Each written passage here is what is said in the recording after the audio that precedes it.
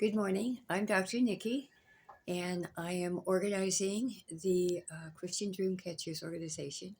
It's just a tiny thing that I started many, many years ago, and it's been very successful. This is for the rebuild of the house, and according to the laws, I can no longer put pictures of the faces of the children of the families unless I'm directly related to them. There is an extensive legal process we can go through to get permission, but they're not interested, and I don't have the cash to do that because all my money goes for the charity. So I'm going to show you the pictures and walk you through the disaster that happened, and I will be using the pause as I turn around. Okay, and right behind me again is my little wall of morning prayers and thoughts, things that I share. So I'm going to switch this.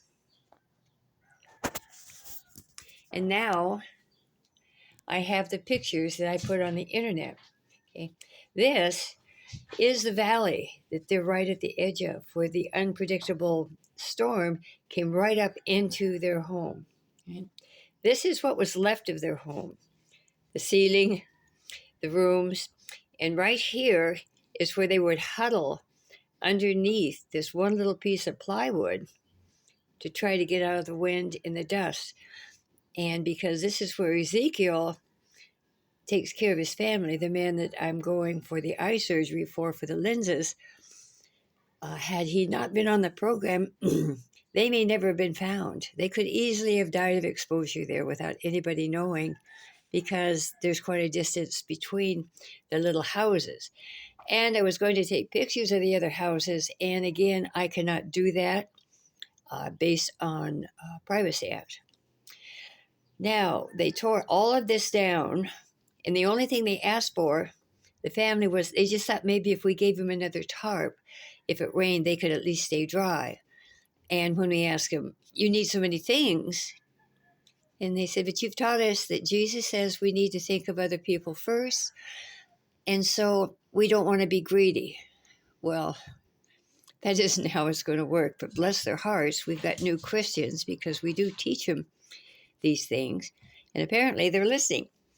Okay. This is the framing, and this is a volunteer contractor that actually helped put up a wall for a widow lady that I had to build a wall to protect the house from sliding, and at which time I also took every bit of the savings that we had, and we bought her house for her because the developers were going to kick her on the street with their children. Okay. Here are the framings that they put up. Okay. They're very strong framings, but because of the winds, the framing structure looks pretty, but it needs to be supported. And that's what our next phase of funding is for. And that's why I'm trying to get more funds from you when you look at my posts. So that's what I have to tell you. As it will turn into something very nice, not elaborate, and any parts of the wall that actually can be lowered to a minimum of like 10 feet, because these are like 12, 15 feet. They will be taking those pieces and using them as internal supports for the kitchen, for little shelves for them to put things on, etc. So